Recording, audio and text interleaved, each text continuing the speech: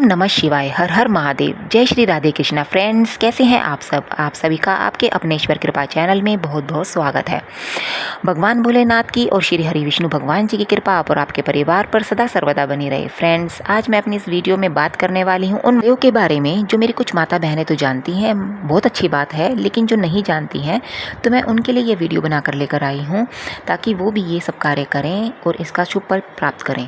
Friends, कहा जाता है कि ये कार्य करने से उनकी तरक्की होती है, उनके बच्चों की, उनके पति की तरक्की होती है, घर में खुशहाली आती है, बच्चों की जो है घर में लक्ष्मी जी का वास होता है, तो बहुत शुभ फल प्राप्त होते हैं।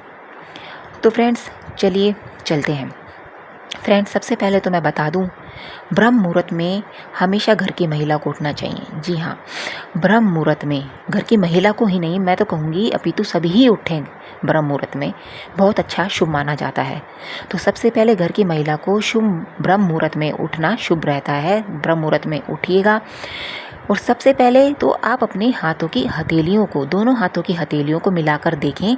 फ्रेंड्स, कहा जाता है कि आपकी दोनों हाथों की जो हथेली हैं उसमें माँ सरस्वती, माँ लक्ष्मी और हरि गोविंद का वास होता है। तो सुबह सबसे पहले आप इनके दर्शन करें अपनी हथेलियों में, फिर उसके बाद आप धरती का स्पर्श कर अपना स्नान आदि से निर्वृत्त होकर सबसे पहले आप सूर्य देवता को जल दें। जी हाँ फ्रेंड्स, सबसे पहले सूर्य देवता को जल देंगे, अपने दिन की शुरुआत करेंगे। और जो सूर्य देवता को आप जल देंगे, उस जल के लोटे में क्या क्या डालना है मैं बता दूं फ्रेंड्स। उस जल के लोटे में आपको थोड़ी सी रोली, थोड़ा सा गुड़ और थोड़े से चावल, जी हाँ फ्रेंड्स, ये 3 चीज़ें डाल दीजिए और ओम सूर्य देवाय नमः का मंत्र का जाप करते हुए सूर्य देवता को जल अर्पित कीजिए। और फ्रेंड्स, मैं बता दूं, जब आप ये जल अर्पित करें, जब आप जल दे चुके हैं तो उसके तुरंत बाद ही आप 7 फेरी भी लगा दें। सूर्य देवता की 7 फेरी आती हैं। फ्रेंड्स, मैंने अपनी पिछली वीडियो में आपको बता रखा है कि हर देवता की कितनी कितनी फेरी होती हैं, कितनी परिक्रमा लगाई जाती हैं, तो आप मेरी उस वीडियो में देख लीजिएगा। तो फ्रेंड, 7 परिक्रमा देने के बाद आपको हाथ जोड़ लेने हैं और जो मांगना है वो मांग लेना है। फ्रेंड्स, फिर अगला आता है आप तुलसा मैया में जल दें। जी हाँ, 1 लोटा जल तुलसा मैया में। तो मैं बता दूं, तुलसा मैया जी के लोटे में आपको क्या डालना है। आपको ये सब नहीं डालना होता है तुलसा मैया के जल में, चावल वगैरह, इससे तुलसा मैया जी जो है हमारी झड़ जाती हैं। तो आप सबसे अच्छा क्या रहेगा, थोड़ा सा तुलसा मैया जी के जल में गंगा जल और थोड़ा सा, अगर आपके घर में लड्डू गोपाल हैं तो ये सबसे बढ़िया, तुलसा मैया बहुत खुश होती हैं। लड्डू गोपाल हैं तो उनका जो स्नान से करवाया हुआ जल होगा वो डाल दें। तुलसा मैया बहुत खुश होती हैं और बहुत हरी भरी हो जाती हैं। मैंने खुद करके देखा हुआ है फ्रेंड्स, मैं इसलिए बता रही हूँ आप लोगों को। अपने लड्डू गोपाल को आप सादे जल से नहलाइए, उसमें दूध दही ना डालें, क्योंकि आप क्या करते होंगे उस जल का, आप मुझे बताइए। अगर आप दूध और दही भी डालते होंगे तो वो किसी पौधे में डालते होंगे, नाले में तो नहीं फेंकते होंगे। तो इससे अच्छा तो ये है ना, आप सादे जल से नहलाएंगे, क्योंकि तुलसा मैया के फिर जल में वही बात आ जाती है, दूध या हम दही वही डालेंगे तो तुलसा मैया जी सारी हमारी झड़ने लग जाती है, ख़राब हो जाती हैं। तो इससे बढ़िया आप सादे जल से कान्हा जी को नहलाइए, अपने लड्डू गोपाल जी को नहलाइए और उस जल से आप तुलसा जी में वो जल दीजिए। आहा, तुलसा मैया जी बहुत प्रसन्न होती हैं, बहुत ही खुश होती हैं और बहुत हरी भरी रहेंगी। आप करके देखिएगा।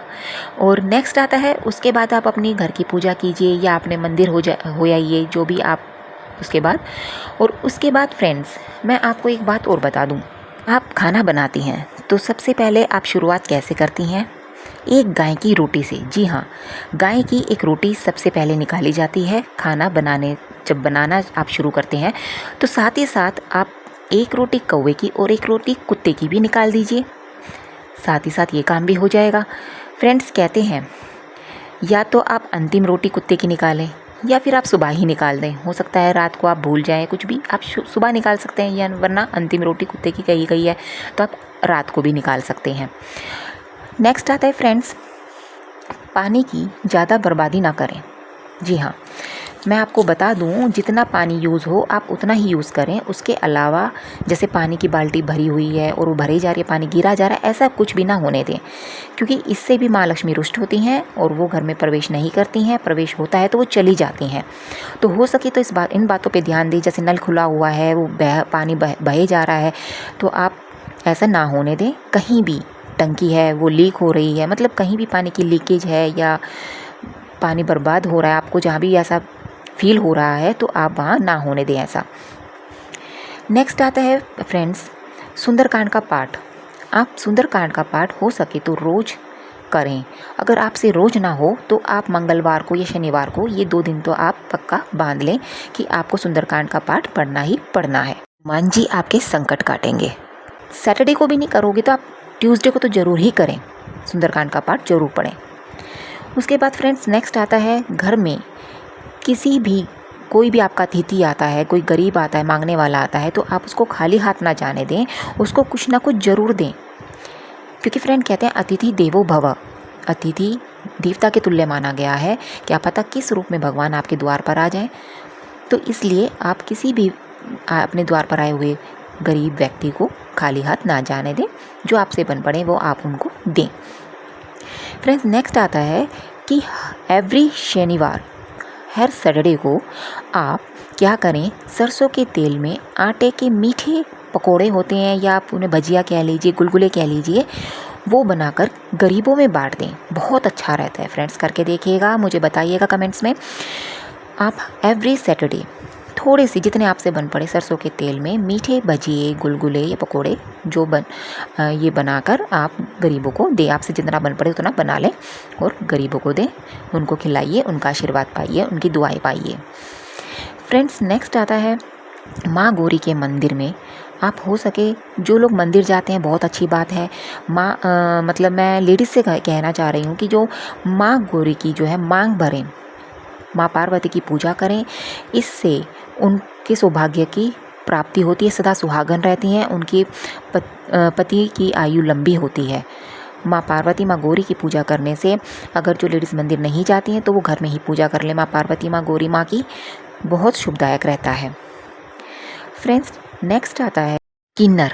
जी हाँ फ्रेंड्स, किन्नर, जब भी आपको कहीं किन्नर मिल जाता है तो आप उसको दान जरूर दें, उनको खाली हाथ ना जाने दें, क्योंकि जितना बन पड़े उतना ही दे दें, पर दे ज़रूर।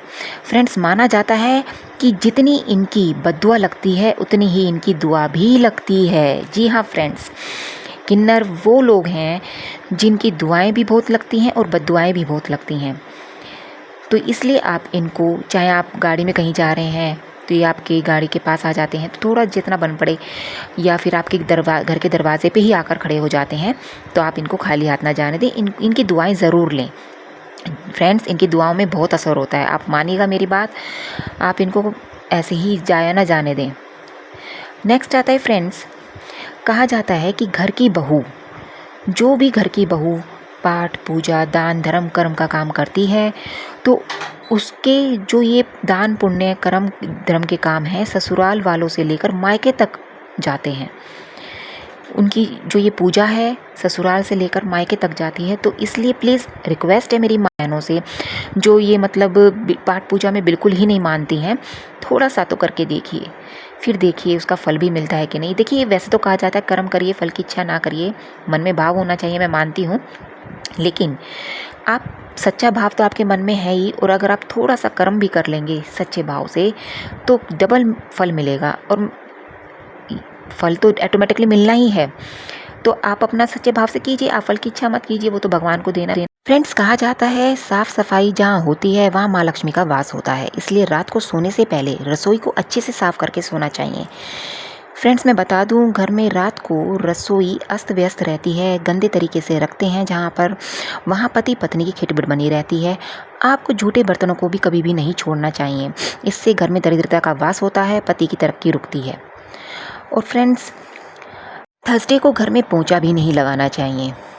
हो सके तो आप झाड़ू लगाने के बाद एक पात्र में गंगाजल, थोड़ा सा गंगाजल और थोड़ी सी हल्दी डालकर सारे घर में छिड़काव कर दें, बहुत अच्छा रहता है, नेगेटिविटी सारी निकल जाती है और माँ लक्ष्मी का वास होता है, माँ लक्ष्मी जी प्रवेश करती हैं घर में।